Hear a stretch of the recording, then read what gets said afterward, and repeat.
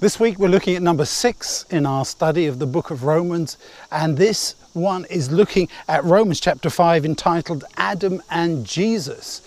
And the key point here to look at is the statement there in chapter 5 verse 10 about how we are being made changed, converted if you want, how we become God's friends instead of his enemies. Not that God declares us to be his enemies or is hostile towards us in any way. We are the ones who've decided to be his enemies by our own lives of sin, by our free choice.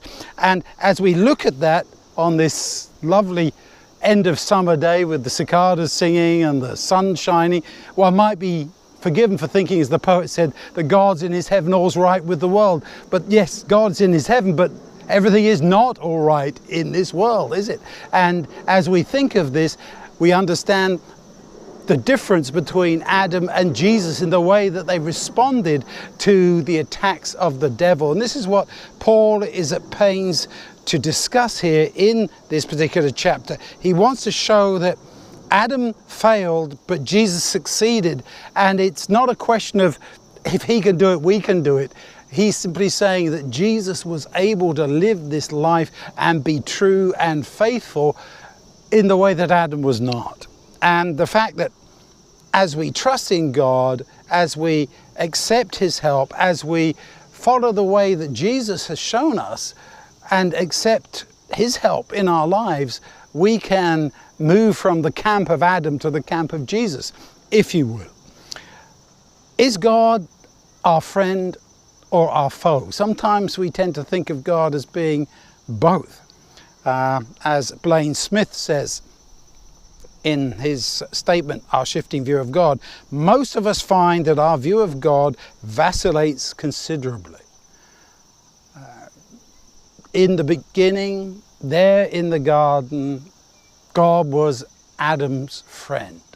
But once he had taken that fruit and eaten it and destroyed the relationship by trusting the devil instead of trusting in God, what happened? He was frightened. He was scared of God. He was terrified of what the consequences would be. And if he had really known God, surely he would have thought, well, I know God to be my friend, and despite this, I'm sure that we can still be friends. But no, he went and hid, and when God comes calling, he says, I heard your voice and I was afraid. Adam is afraid of God. The first person to be feared is God. What a tragedy.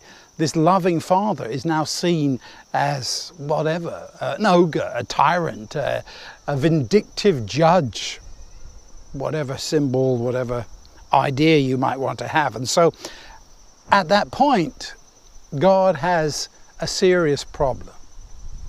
He has to decide, how do I win Adam and Eve back to trust? How do I win the whole human race back from being enemies, seeing me as their foe, to being friends once more? And Jesus in John 15:50 makes it very clear that he wants us not to be servants and fearful, but he wants us to be trusting and trustworthy friends. People who truly love, who truly have a personal relationship. There's some interesting other quotes in this time. Jewish proverb, listen to your enemy for God is talking. That's not quite where that puts God. And then talking about friendship. Friendship is one mind in two bodies, said Mencius.